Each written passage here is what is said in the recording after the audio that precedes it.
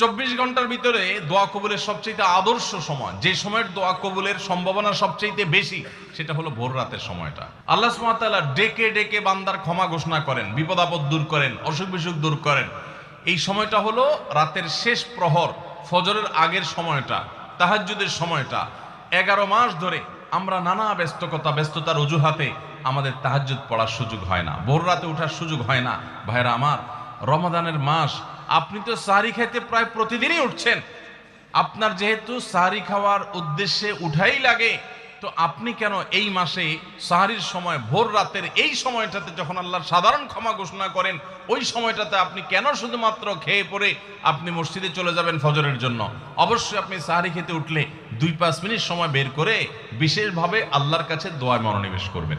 আমাদের একটা বড় ভুল হলো, সাহরির এই সময়টাকে দোয়ায় আমরা মনোনিবেশ করি না। সম্ভব হলে 2 রাকাত নামাজ পড়েন, 4 রাকাত নামাজ